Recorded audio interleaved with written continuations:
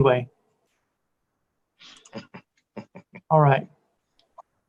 And Clinton, since you're the only one here with your mic unmuted, I'll just leave it unmuted, Clinton. So, you know, if you want to chime in, you can. We're just a few people on 6 participants right now. So, you know, that's fine. Oh, here we go. Thank you. Thank you. Yeah. And that may change later on. Don't take offense. So no, that's fine. And here's Yvonne. Yvonne is going to be also, she's the one that's going to be speaking about Auckland. I hope Cliff shows up. He'll need no real introduction. He's been, oh, we're starting to fill in 8. Yeah, we've got from 6 to 8, 9, getting more people here. So that's right. Right, I'll probably just mute everyone, mute all, except me. So that mute everyone is just a precaution because sometimes, you know, people will say, hey, can someone give me a coffee or something like that? And yeah, so welcome to the show. This is, I guess you can call it Tate's webinar. I don't know. Employment for Immigration is my company. I've been with South Africans migrating to New Zealand group, closed group, 10,000 members. Wow, that's great. And thanks everyone there. It's really a warm group, friendly group, you know, talented and eager, very eager to get things done and come over to New Zealand. So I've got a lot of questions from people so far that have registered, and nearly everyone, I mean like 95% have suggested at least one of the things they want is to know about the jobs. So still jobs is very hot. Now here's a little interesting thing, you know, looking around, and I've been in recruitment 10 years before this. So 1 year now, 10 years before. So job market, 11 years, recruitment, 10 years at a very busy office. And, you know, I was managing the office and I've seen 5,000 placements, job placements in that time because we've got such a busy port in our little city of Nelson, 44,000, busy port, busiest fishing port in Australasia, which is incredible. Lots of tons of fish, but not only forest, fruit, wine, you know, basically we're exporting 95% or more, depending on what the thing is, than we consume. I mean, how can you consume a forest? You know, or tons of fish if you're 40, you know, boats of tons of fish daily coming in to various ports, unload and going, you know, it's just gather things up. There's processing, there's, you know, tradespeople, there's roading work, there's civil engineers, there's building. Lots of stuff is happening here. The airport's just been redone. We're now, I think we're an international airport. Don't quote me on that, but I think we fly to 1 or 2 islands. I didn't check. It's just one of those things, you know, making a joke about how big we are. I will have a very special guest today at 8:30. I'll just introduce her probably one more time right before she comes on. She's a digital marketing guru, and she will help you understand how to find work using the digital marketplace. So that's things like, you know, LinkedIn and you know, Facebook, and I don't know if she's into Twitter. She's doing everything like Twitter as well. So that was probably Cliff on my mobile phone, which isn't turned off. Sorry, folks. And this is really an honor for me to have her on because she is amazing. She developed this. Obviously, you don't study digital marketing, right? It's very new.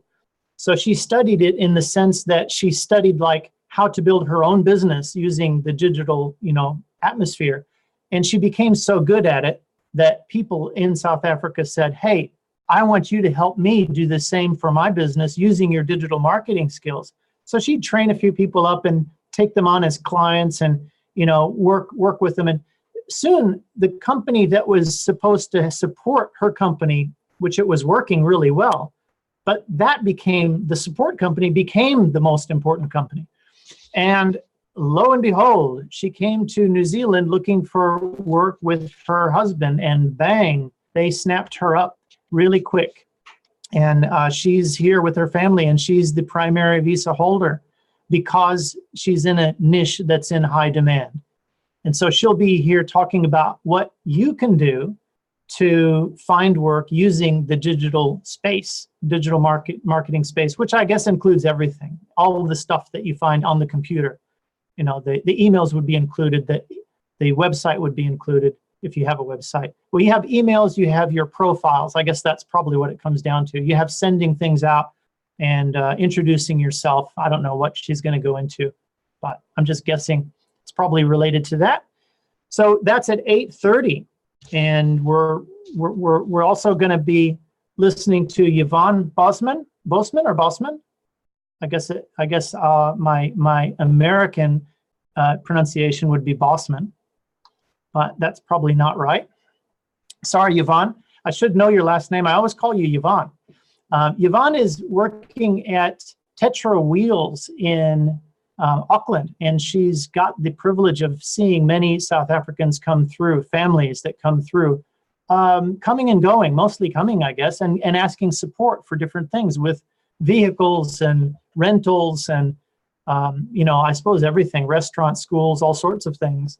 So she has a few interesting stories today, and I think that's really valuable to hear fresh information from people that are just coming in to New Zealand, experiencing something for the first time, to help you sort of imagine what you need to do to prepare and little things like that. Just the visualization process is so important. So Yvonne will be doing that in her way. Bronwen Scholtz will be doing that in her way. And I guess what I want to do at the moment is just address the questions that you guys have been having in the registration area. So I've been looking at those things that you've been saying there, and most of you are after the job. So let's understand what the job market is about. What's this job market like in New Zealand? So for foreigners, it is tougher. It's tough in one sense that there are barriers that every employer has higher for foreigners than for non-foreigners. I mean, the basic things are, when do you start? That's not really well known. With a Kiwi, the Kiwi will say, I'll start next week, I'll start next month, and you have your answer just like that. With a foreigner, it's not that easy, right? So one thing I do, I recognize barriers so that we can go through them, throw over them, around them. We can understand them, but we don't hide from barriers. It's just a fact. We don't know when we can start. We know it's probably going to be 4 to 5 weeks if we're document ready. So one of the things you can do to make it as painless as possible for the employers, and this is very logical, and I guess it's basically you can say it's 101 preparing for the New Zealand market as a foreigner.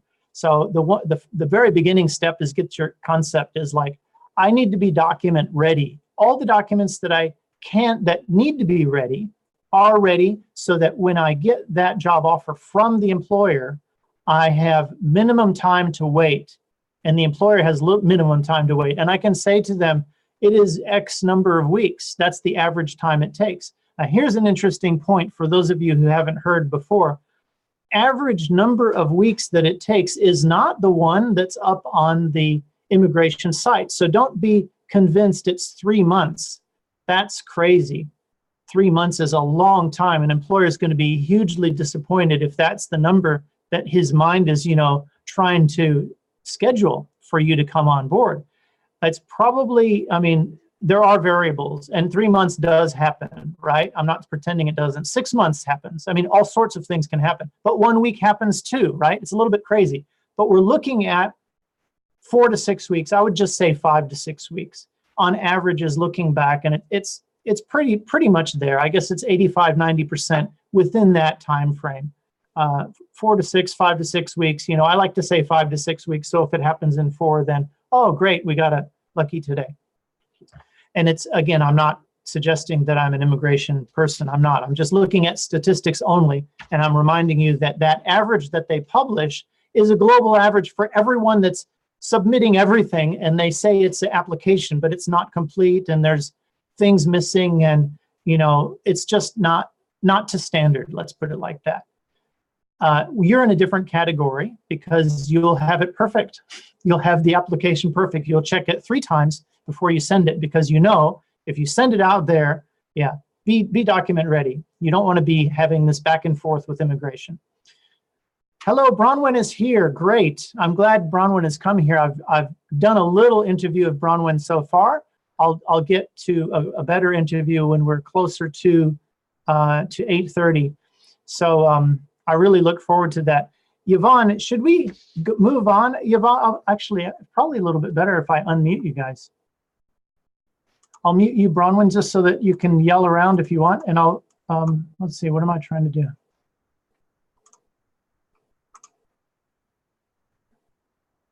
Move the chat. Okay, here we go. Looking for Yvonne. Yeah, here we go. All right, you are unmuted. How are you doing, Yvonne? I'm good, thanks, Tate. Very good, thank you. Better than last week. Laryngitis is gone. Oh, that's great. I'm glad to hear your voice so clear. Yeah, no, I don't think my kids are as much, but yeah, it's all good. Yeah, I must say, even though I've been so sick the last 2 weeks, it's definitely been the busiest 2 weeks with new South Africans arriving out of, I'd definitely say, this year. And so it's picked up. Has it been your business picking up, or do you think it's deeper than that, like a whole thing moving, like bigger traffic overall? I would look from the inquiries that I've had, not just regarding vehicle finance and hiring, definitely also, I mean, as I said before, I get all sorts of questions to help people with accommodation, and do I know if what the school is like, and can I recommend a good bank, or they arriving very late at night and they need a shuttle. So I really get all different types of questions. So I mean, many people don't need vehicle finance. Obviously, they're buying cash. And so they wouldn't necessarily think to contact me. So the only way I know of all the others is by putting out the assistance that I just want to do it to help the people, especially because I know what it was like myself last year.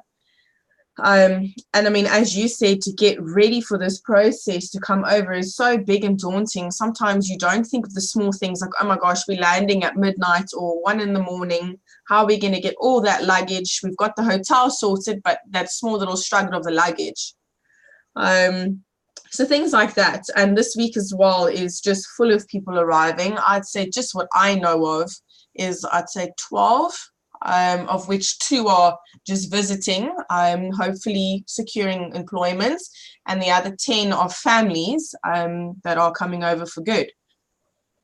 Yeah, which is great and exciting. Have they all got job offers, the ones that are coming for good, the 10? Yes, they all do. Yeah, and the husbands are all the main applicants. Okay. Yeah, so their process took, I mean, I obviously get to know them and their stories and more or less, what they went through to get here. And yeah, they took about a year to 2 to plan everything and sell their homes and cars and rehome their little fur babies that they're not bringing over. And speaking of animals, that was one of the biggest questions that I get, is how difficult it is to secure a home rental here when you know that your animals are going to be arriving. I actually bumped into a family in Tate, which is where I live. So I run my vehicle hire out of Auckland, but live 4 hours out. And obviously vehicle finance I can do all over New Zealand. So that's not specifically just Auckland. And I was just walking to go get a coffee with my husband, and I heard a family talking Afrikaans. So we, of course, immediately turned around. They were like, oh, hi, yes, we can help you. They were busy looking for rental agencies for a home. They just arrived 2 days before, which was, I think, then Tuesday. And they didn't even know where to start. It was a fresh reminder of how overwhelming it can be. They'd landed, they'd been put into a sort of Airbnb guest house by the guy's work and been given a temporary vehicle. So they were like unsure, can we finance a vehicle when we haven't even started working? They're stressing what they're going to do when they got to start work without a car. And they didn't even know where to start to look for housing. I mean, here in Tate, the population here is quite small. I think it's only 37,000, so it's quite a small town. And rentals are even more scarce than what it is in Auckland. So I just had like a little chat to them, and it was I could see how comforted they were in just the small bit of information and positivity you know, that it's okay. And, you know, within the next 2 weeks, everything will work out. You just got to keep at it. And I mean, they didn't even know that such a platform as Trade Me exists, where you can, you know, look for the cars on there before you even come here. You can look at rentals, make inquiries already. And some of the other people that I dealt with in the week that are going to relocate to Auckland, they were actually lucky enough to secure rentals before they even arrived. I mean, they're only arriving this week, which is amazing. The majority don't have sort of a checklist that's complete or comprehensive. I wonder if a checklist, would you be able to come up with a checklist, or would you suggest somewhere a checklist that exists? Yes, definitely. Some of these things sound like they're repeating. Yeah, they are. And most people have the same type of question. So I actually already on my email have a sort of pre-typed checklist that I will definitely put together for us all to share. And I can make it more comprehensive as well. Obviously, I mean, if you've got animals or not, that's different. And with children. So yeah, that's definitely something I can do. But the general questions, you know, that people need to have in place before arriving here. And like just other things like this evening again, I got asked, we're arriving on Wednesday. We need proof of payment, a proof of address to open our bank account. We don't know what to give because we don't have a rental secured yet. So all those type of questions is obviously stressful. I mean, the people to communicate with the banks here, there's obviously the time delay as well. So that's the sort of stuff that I help with. Not just my business, which is primarily obviously vehicle finance, but it's so much more that I sympathize with people who, you know, need to get onto their feet here. And lots of other questions I also get is about the medical system. I mean, I think that's a question for everybody that's not completely sure how it works. I mean, I can imagine what it must be like. You get sick, and some people don't even know the small things, like the family I met with in the week or bumped into. They didn't even need to know they had to register at their local doctor before they could just go there to get, you know, I said, of course you can go there, but you're not going to pay the reduced rate that you're going to get. Like here by us, for example, it would be about $95 if you're not registered with them. Where if you are registered, we pay $17 for a doctor appointment. So there's a big difference, especially when you're still paying in Rand. And at the same time, you have that story about the sick little girl on the plane. And that's a little bit of a different scenario where you don't go to the GP. Of course. So this family arrived. They actually contacted me. It was about 3 weeks ago. They'd landed and they were going to do vehicle finance through me. And all of the plans got thrown out by their daughter being very, very ill from on the plane already. So when they landed, she was obviously a high fever, even more sick. And they were just so petrified of what the costs were going to be involved of having to go through the emergency section at the hospital after hours. So they landed, so hopefully, you know, by sleeping, they thought the child would maybe get a bit better. And the next day was the same, and that's when they contacted me. And that evening, she just got worse. So, you know, I phoned for them and I checked. All they really had to do was just take their passport, fill in a form, and go into the hospital, and their daughter would be seen. So, yeah, I mean, to explain that to somebody that you're going to go in, you're going to come out with a whole lot of medication, you're going to be seen by doctors and not pay anything for it was just unbelievable until that family experienced it for themselves. And I can really say they were completely taken back. Like, it was just a wow. They phoned me while they were there and they're like, are you sure? Like, all this medicine we're walking out with, it's antibiotics, it's ear drops, it's syrups, and they didn't pay a cent. Yeah, it's amazing. You're in a great place for these kinds of stories, and you're just talking about things that you've come across this week. So every week you're developing quite an archive. So a list coming from you would actually mean something. I'm not sure if you'd want to put hospital. Well, hospital might be just one of those things that people can be prepared for, but I mean, there's too many variables. I mean, how long do you live? Pretty soon the list is pretty much the internet. You know, what are you going to do? But you could probably come up with a 1 or 2 page or something that would be the most common, maybe the 90% of the repeating things. Yes, no, of course. And even, I mean, I've been here now for just over 14 months, and I had to take my son to the, like the normal GP here And there we went. He had a very bad rash. He had to go for blood tests, and it was the first time that one of the children were going for blood tests, and I thought I'd have to pay. I don't have to pay anything. So there again, even I'm still amazed at how, I say to my husband all the time, I just cannot believe that this is what is offered to children.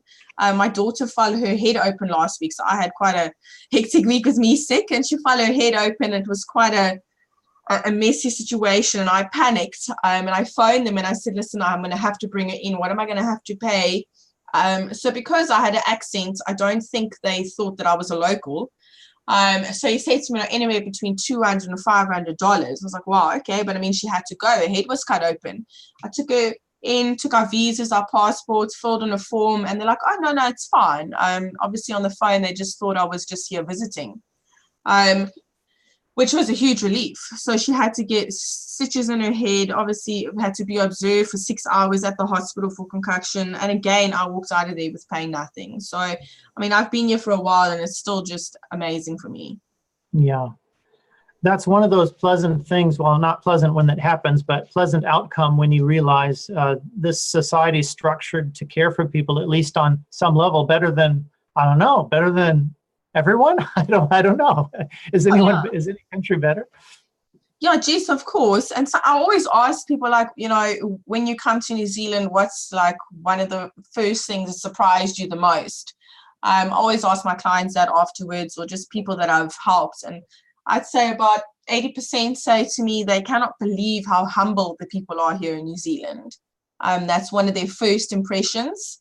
And I must say, I've got 3 children in school, and there again, I can see that here it doesn't matter what brand clothing the children are wearing. And again, with helping, I don't just do the vehicle finance, I help people find cars to buy as well and help them with that process.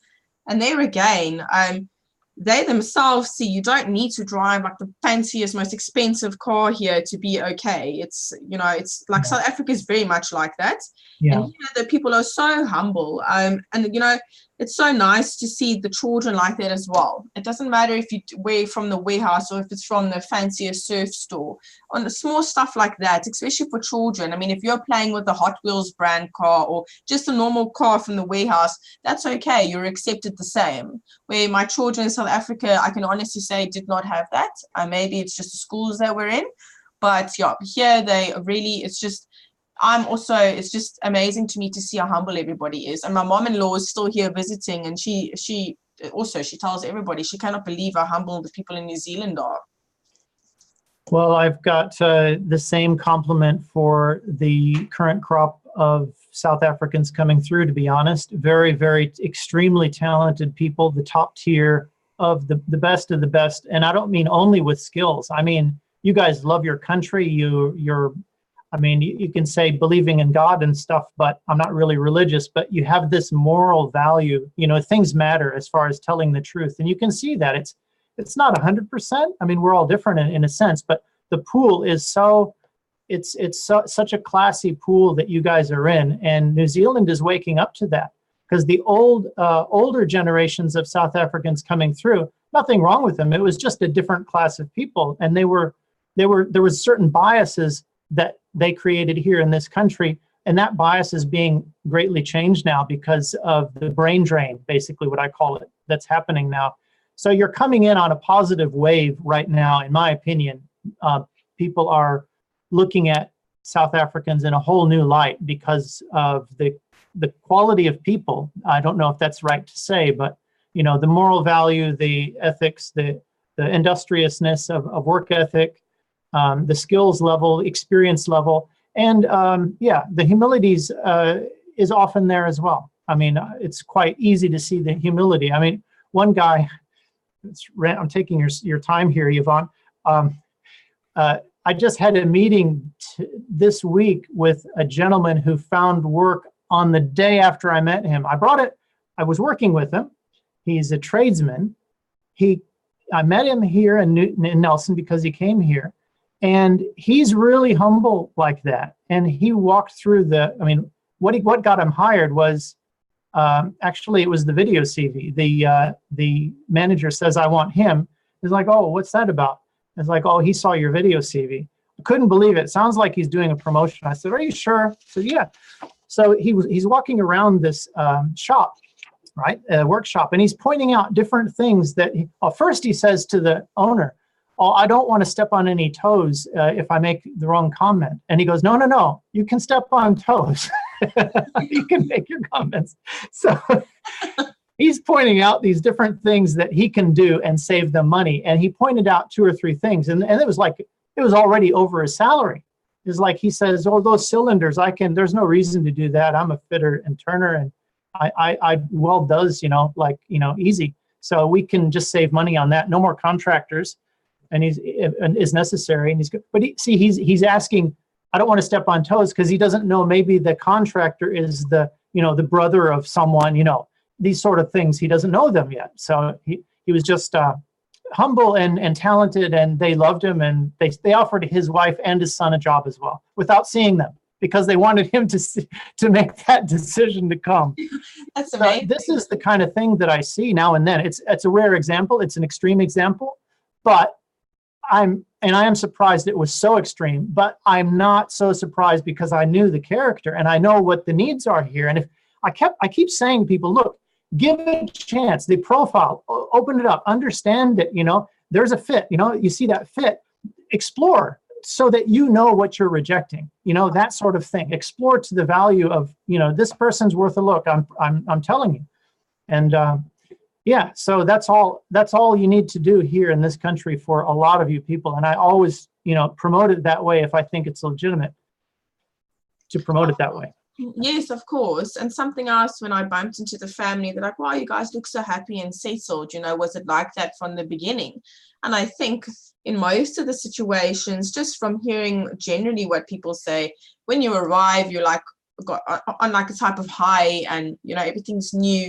And once you're settled, like within 3 to 6 months, of course you do start to miss home. I say to them as well, that's completely normal. It's nothing to be scared of. Everything's new, and then you start to realize, gosh, you actually do miss your family, you do miss your friends. But in saying that, you got to put yourself out there. Like the lady that I met this week, she was going to be a stay-at-home mom for about a year. She was really worried, as being home alone and feeling depressed and lonely, and husband's at work meeting people and she's not. And I can really say there's probably, just where I live, about 6 or 7 stay-at-home moms that are from South Africa, and they really put themselves out there. Volunteer at the school, volunteer wherever you can, and just if you meet people, really put yourself out there. That's the only way to not fall into that depressive, feeling sorry and lonely for yourself type of rut. And I mean, me as well. Yeah, good advice.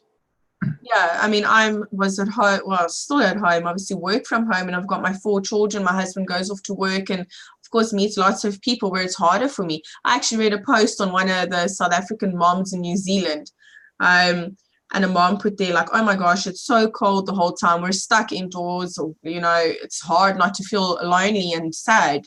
And so many moms posted there in support, saying they're actually going through the same thing. It's harder in winter. Of course, it's so cold, especially if you've got small children, to get out all the time. But you just got to stay positive. And they all said, by reading, if you're feeling that way, talk to somebody. Don't keep it to yourself. So yeah, meeting those people saying, oh, we all look so happy and settled. I was like, yeah, we've been here for 14 months. We've really established ourselves. And yeah, just don't isolate yourselves, just really go out to make this home. And having children in school, of course, makes it easier. You get to go to all the extra activities and the rugby, and I mean, most of that is also, I mean, they were on quite a strict budget, so they were wondering, like, is it going to cost them a whole lot? And it's really not. I think I pay, like, for my son to do soccer between $60 and $80 a term, which is not a lot.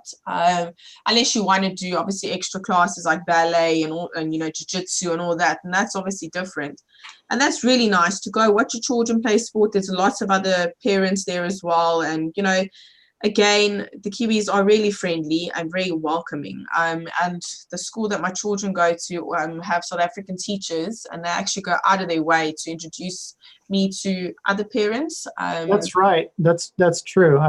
Yeah. Yeah. So, there will be a time where you feel a bit down. I remember when I went through that, I think I'd been here for about 4 months. I bumped into a family from South Africa. They'd been here for 12 years, and the guy said it took him 5 years to adjust, and he said, you just got to keep at it. Don't let it get to you, and be so thankful. And I said the same to my husband. We were given an amazing opportunity to come here and start over and give our children, you know, what they really deserve. With so many opportunities. I say it over and over again because it still amazes me at how much New Zealand has to offer, especially for children. And just the small things that people say, you know, everyone watches out for everybody's children. Down here, if we go to the lake or to the beach, it's not just you watching your children, there's other people as well.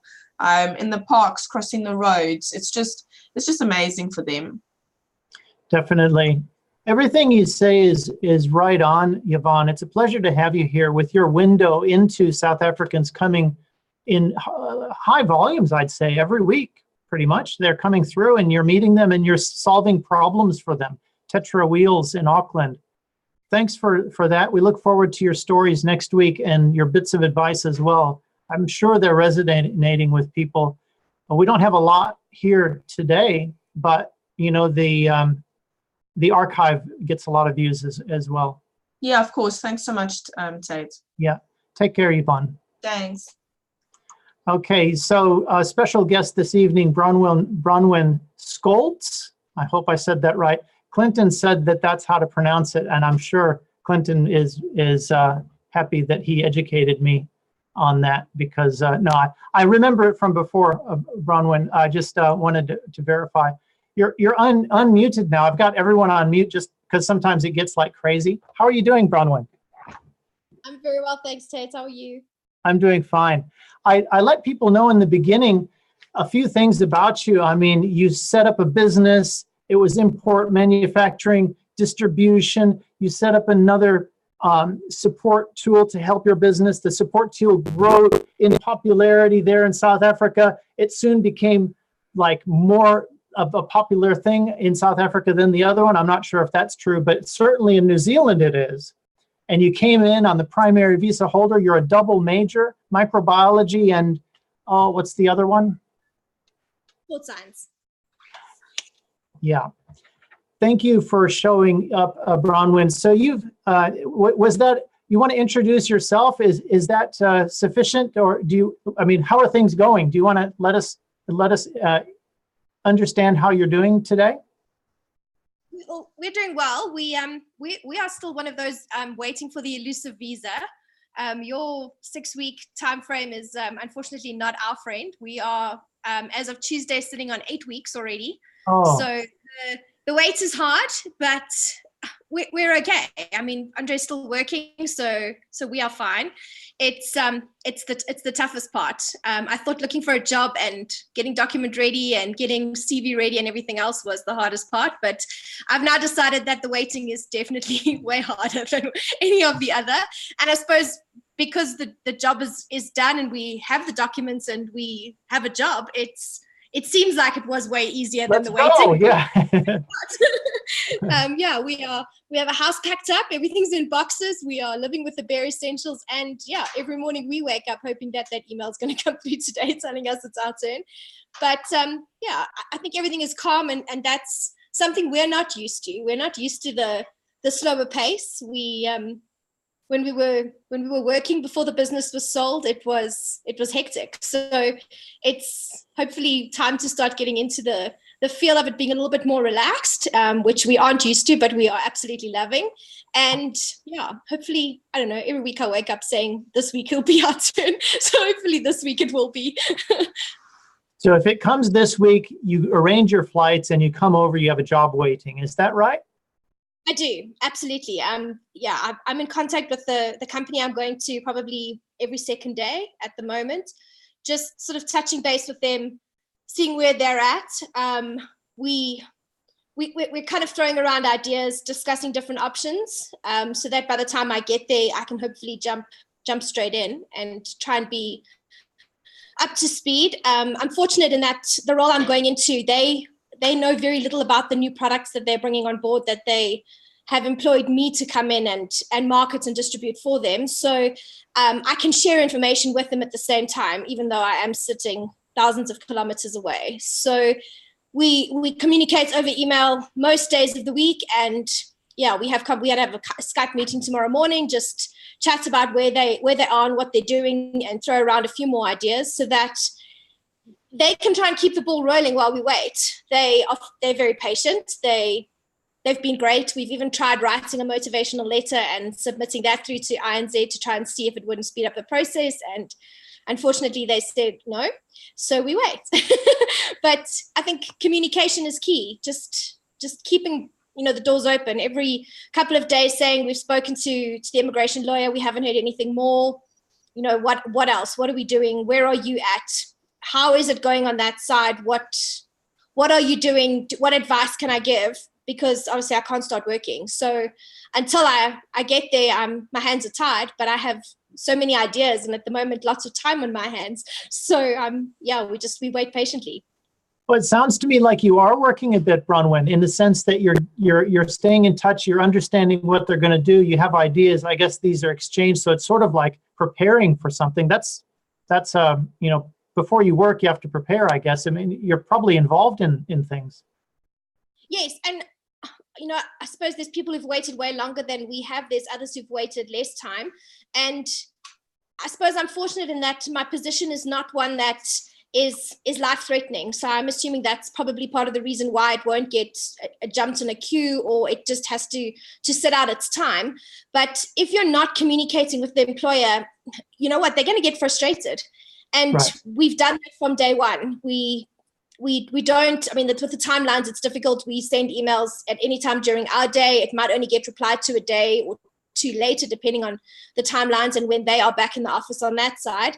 But, just communication. Every time I hear, sorry, it's still not your turn, just let them know. Let them know that we are still following up. We're still in communication with the agents and the lawyers, and that we're also just as desperate to get there as they are desperate to have us there.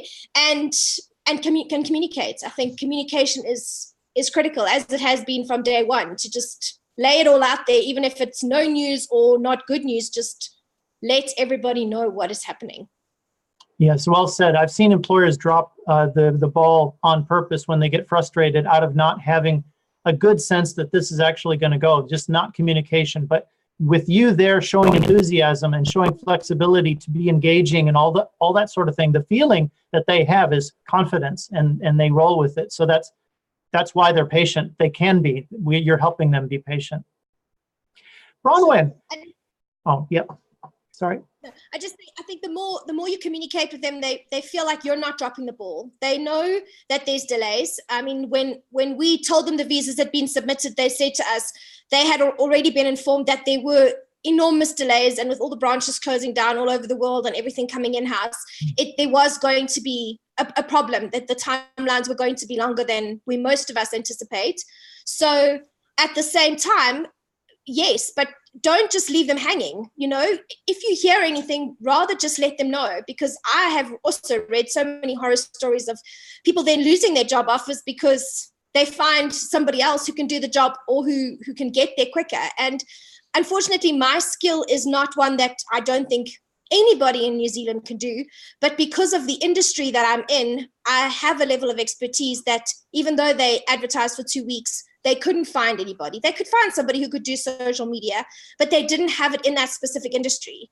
And the budgets and the figures of the sales that kind of need to be met by the international company are huge. So their motivation is that to try and teach somebody else what I fortunately already know is going to take way longer than what the visa waiting process is going to be. So if you don't keep communicating with them and giving them ideas and discussing things with them, they'll go and look for somebody else. So we have to make ourselves invaluable, just like we were when we sat in that interview. Well, you're invaluable here, Bronwyn. Let's get some good use from you here, if you don't mind.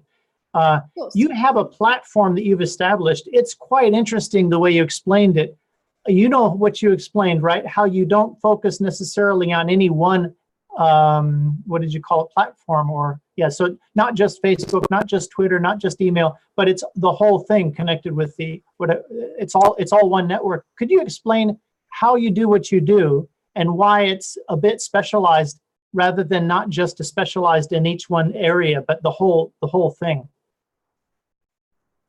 So are you talking specifically in terms of finding a job or in terms of my actual work that I do?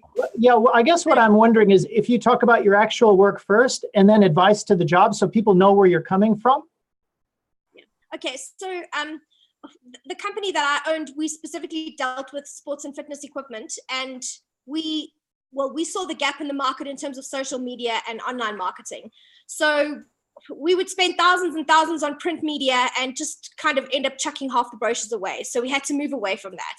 And we are a very tech savvy family. We might not have enormous degrees in huge technology and IT, but we love to learn. So we dived in straight away and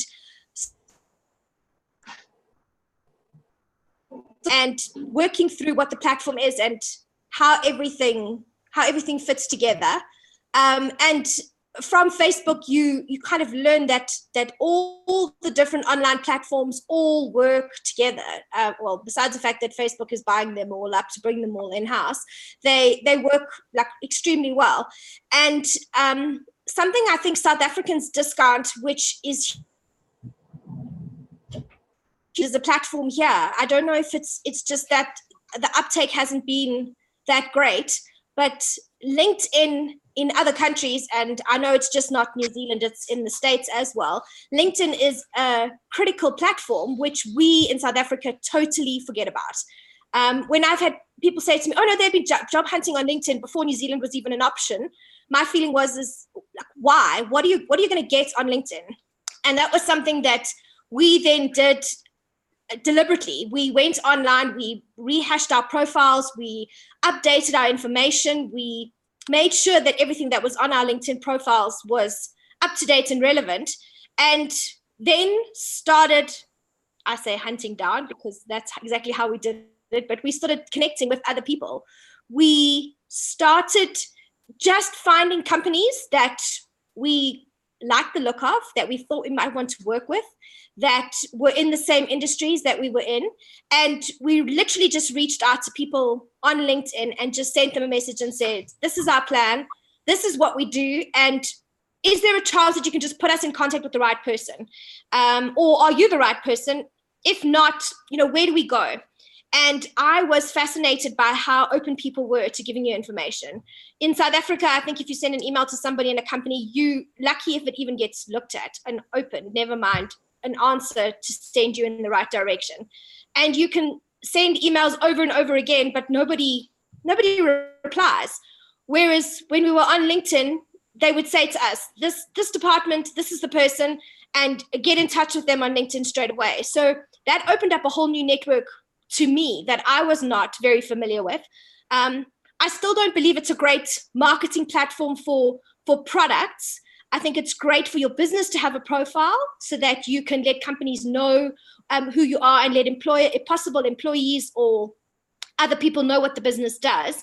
But in terms of actual networking, my biggest advice to anybody who's still looking for a job is going to be go and rev up your LinkedIn profile. Go and spend the time to go and put that information out there and let people know who you are and what makes you special. Because in New Zealand, the bigger companies are definitely using it as a platform to be able to learn more about you. We then added our video CV that we did with you onto our LinkedIn profile as well. And it gives people a great way to kind of learn who you are and find out whether they think you would be a fit before they even see you. We were fortunate we did that. We went online, we found websites for companies, we spent hours and hours researching the industry and finding companies and then just putting out feelers to just meet with you. Even if it isn't for a job offer, can we just network, have a coffee, meet you? And on the two specific interviews, both of them had already watched the video CV. They'd probably stalked us on Facebook as well, checked us out, and they seemed to have a very good feel by the time you sat down in front of them. It wasn't this awkward meeting where, yes, from our side, we didn't really know them, but they knew us. They actually seem to know a heck of a lot more about us than what we realize. And they, in their minds, had already formed that picture of where they could see you fitting in and what you could do and what you were good at and where you could add value to their business. Yeah, in terms of networking in New Zealand, in terms of social media, the market is the same as South Africa. I'm spending a lot of time now while we wait, researching social media on that side and getting a feel for it.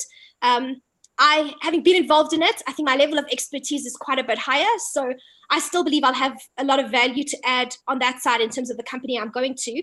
But I'm interested to see how it actually works for a company for sales, for marketing products and services in New Zealand. I think it's going to be quite different to South Africa.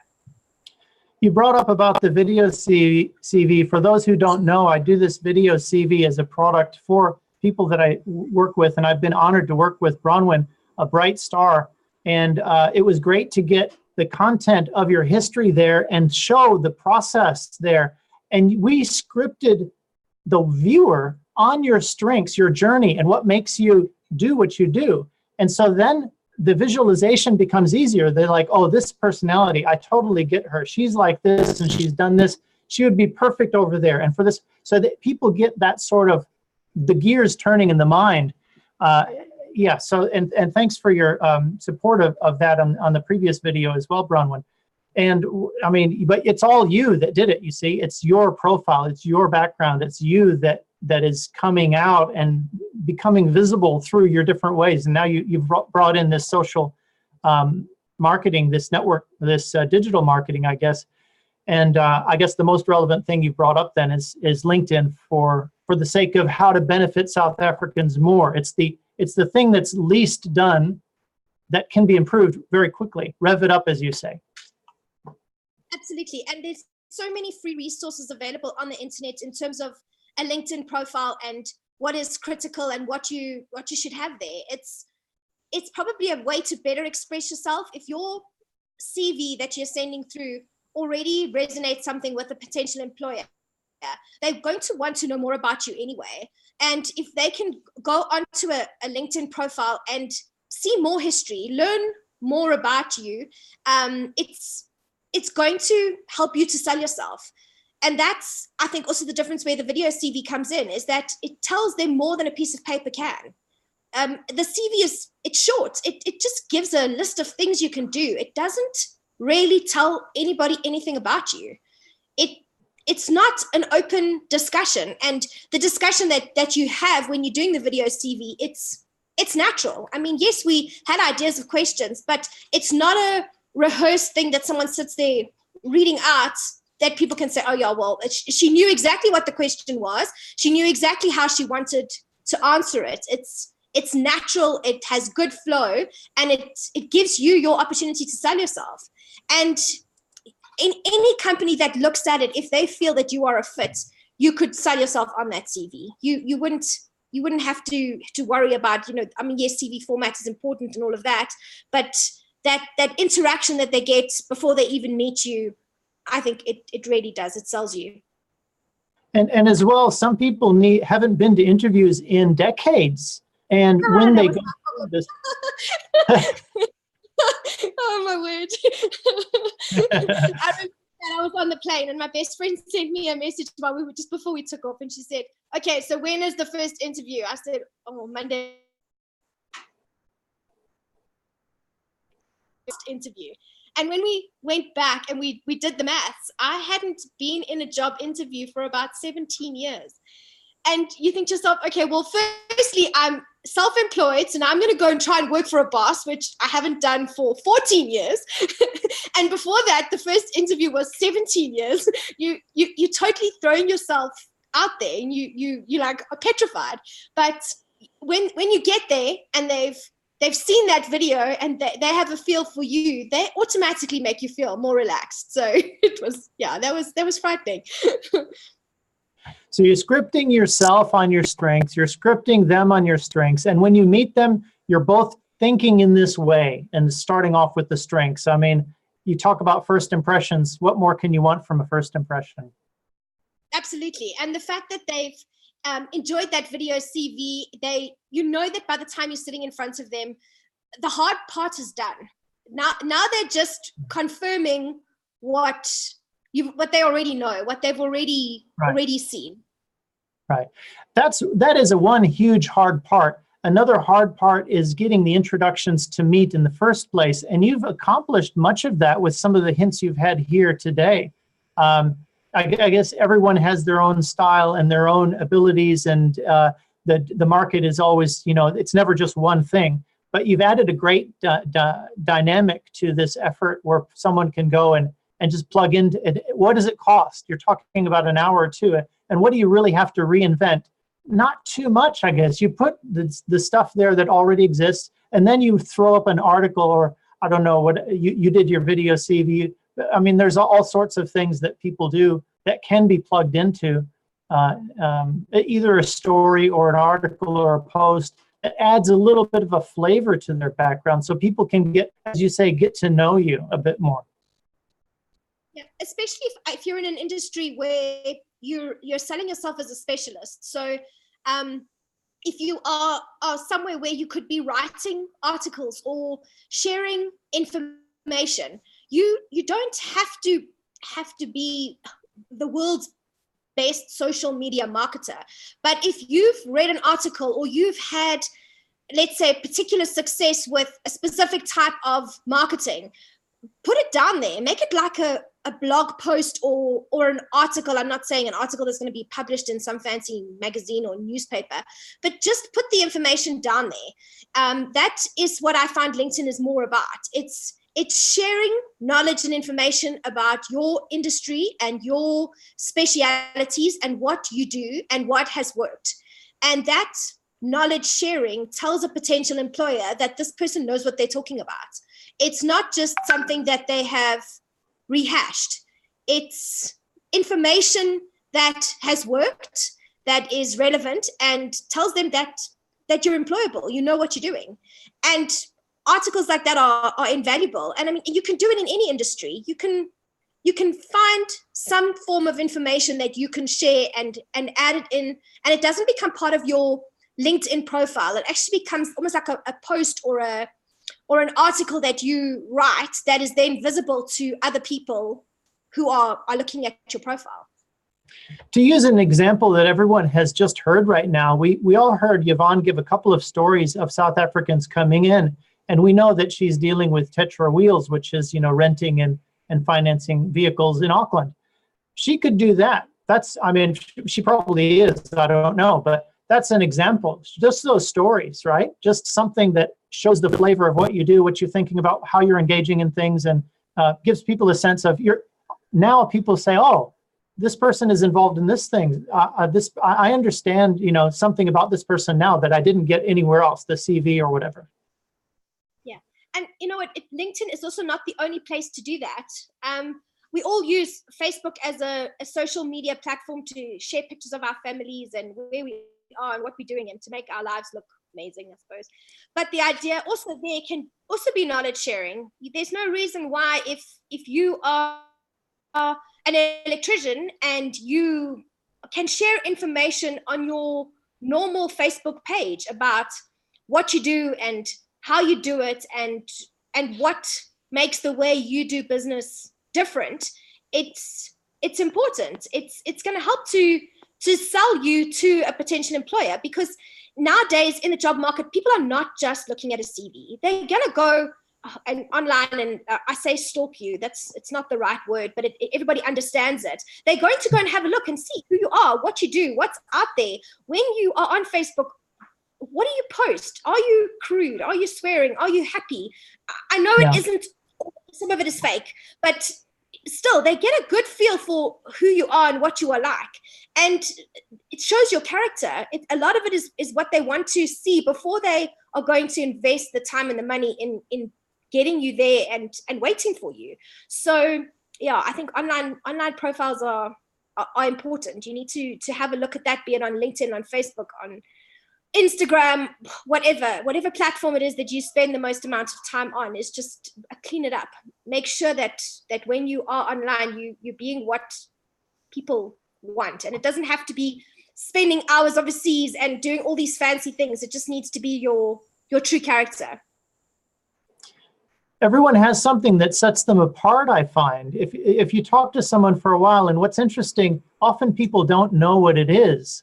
But then when you point it out, they'll be like, oh, yeah, I guess you're right. Because people don't think about that if they're not actually forced to think about that. They just think, oh, well, that's life. Yeah, I'm pretty good at that. But pretty good? Are you crazy? That's fantastic. You know, sometimes people don't really think about that. And if they're posting on these events that they're experiencing and accomplishing, and they don't have to you don't have to brag about it. I often tell people, Bronwyn, it's your responsibility to inform the person employing you what you can do, where your competencies are. And if you don't do it, who's going to do it? But they need to know. So how is this going to happen? Just take it as a responsibility. Take it as a task you have to do somehow, in a humble way, whatever. Inform this person that you're good at this, and use measurements. You don't have to say, I'm fantastic, best in the whole world. Just say, oh, I've done this, and this sorts of measurements, whatever it is. I mean, you've got measurements that you could use for your thing. I'm sure you have. And also I think because you do it every single day, you don't realize that you're doing something different to what anybody else is. I mean, it's your job. It's what you wake up every day and do. So it seems like it's just the same old thing, but it is somewhere somebody needs that skill. They don't have it, and they are looking to employ somebody that has it. And just because it seems like it's mundane and what you do every day, it's going to be needed by somebody somewhere, and it's up to you to try and find that person. And if it means spending hours surfing the web trying to find the right company where you will be the right fit, you have to do it. We don't know what all is out there in New Zealand. We're sitting in South Africa. We are so aware of the companies around us and who does what and who our competition is and how they do it. But we don't know the New Zealand market. And I mean, you can go online.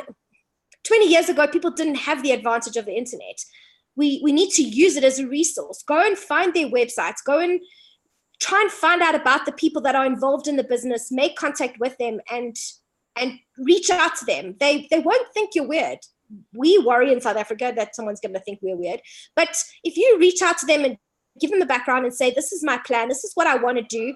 I want to get myself and my family, or whatever structure the family is, to New Zealand. They are so open to sharing information and helping you. So don't be scared. Put yourself out there, get out of your comfort zone, and make contact with as many people as you possibly can. Getting out of the comfort zone is very important. Often people will come here and stay in the mobile phone and stay in the emails, and it's just the wrong approach. You have to be, FaceTime is what it's all about. Like you were suggesting early on in this discussion just now, getting in front of people, even if it's not a job interview, having those chats with people, it's important to, and each one will lead to something else potentially. And it's a lot better than what you can't do in South Africa. You can do here, you can meet. That's the difference. Yeah. I suppose all of us belong to so many different Facebook groups of people wanting to move to New Zealand, fellow South Africans meeting in New Zealand, whatever it might be. And everybody says, oh, I've applied for 100 jobs on Seek or 200 jobs, or I've sent my CV to so many people. The problem is that when you're just sending a CV, you're a pile. You're one email in an inbox. And I saw the difference.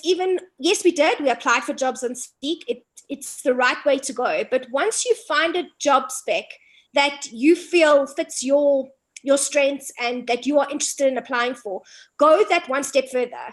Find out who the person is who's in charge of HR or that division in the company, and find them on LinkedIn, find them on Facebook, send them a message. Just say, hi, my name's Bronwyn. I have sent through my application for XYZ position. Is there somebody that I can get in contact with? Do something different to what everybody else is doing. Because if you don't, you're not going to stand out. Everybody is applying for those jobs. And if I look at the amount of people I know of in South Africa who are all looking to immigrate, they're all going to be doing the same thing. They're all going to be spending hours on Seek, Trade Me, looking for jobs. So you've got to do something different. And reaching out to somebody in that company and saying, this is me, this is what I can do.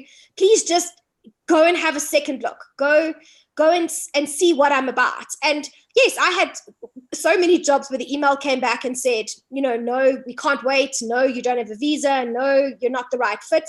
But I also had so many where the conversation went those 3-4 steps further. On LinkedIn, okay, when are you arriving? What are your particular interests? If you're doing social media, what industries would you prefer to be in? Okay, I'm not the right person. This is a big company, warehouse group. The division that we are looking for, I don't think would be a fit for you, but XYZ person is in the sports industry for Torpedo 7. You should rather contact them. They just guide you in the direction that would probably be better suited to your skill set. But if you have reached out to somebody specific, they will then, I believe, go and get hold of that person first and say, I've just put you in contact with XYZ or Bronwyn, and she's hopefully going to make contact with you, and follow through with it. Find a person, find a contact, and let them know who you are, because you never know if they are going to put you in contact with another person and that's going to be where the job is. It might not be at that first person you start with. Very valuable. There's another Andre that I was helping out. He on Sunday, he got a job on Monday, and he had a story that was quite interesting. I won't go into the whole thing, but he was meeting a lot of South Africans. He was traveling through, and he couldn't hardly pull them out of their backpackers or their motels. They would just stay there and sending CVs. He couldn't do it. And he was asking me, a little bit like, are you sure this is right? And I said, look, this is it. Just keep doing what you're doing, Andre. That's it. Over here, you're getting those results, aren't you? You're getting some feedback. Yes, you are. Well, they aren't. They're not getting the feedback. It's form letters. So I said, now you've had some meetings so far. Yes, I have. You've got one tomorrow. Yes, that's it. Just keep, you're achieving now. They're not achieving now. And that's too bad. They didn't listen to you, but you're doing the right thing. Next day, bang. He had the job, and it was not because of me. It was because of him. He's got it. He brought it out. Yeah, and everybody's position is also different. Not everybody can afford to jump on a plane, go and spend 2 weeks, a month, 2 months, 3 months in New Zealand. Then you have to find a way to differentiate yourself from South Africa. And I do believe that people in New Zealand understand that finances are not unlimited, and it's an expensive episode to pack up and go there with your family, without your family, even just to go and try and look for a job. But pick up the phone, send somebody an email or a message and say to them, I'm available at such and such a time. Can I call you to have a discussion?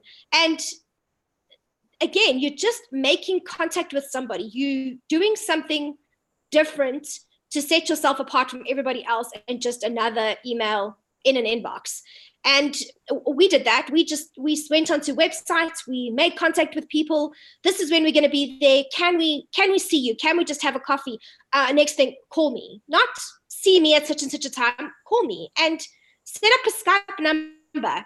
It's not expensive. You pay a yearly fee. If they call you from New Zealand onto that Skype number, they phone you like a normal local phone call from that side.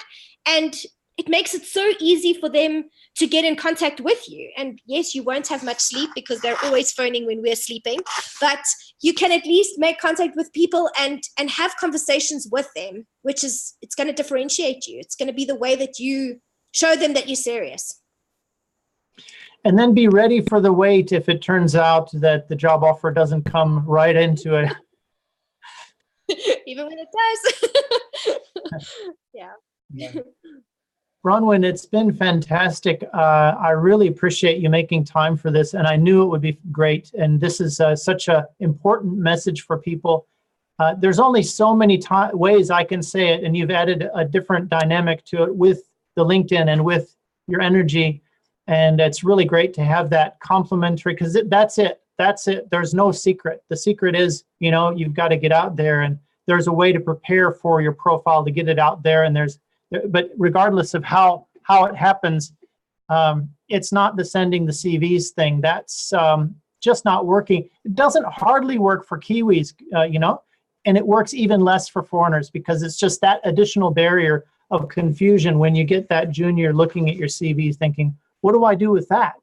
I'd rather not look stupid today. I'll put it over here and keep trying to get that short list from everyone else.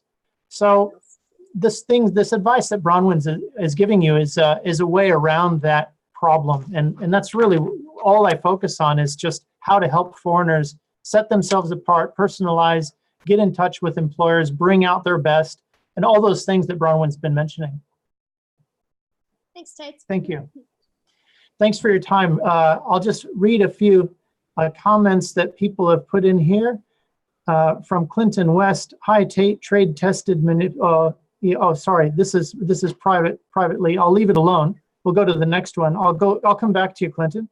Veronica, this is to everyone. Will you be able to get a mechanic to come and share their story? My husband has a few questions.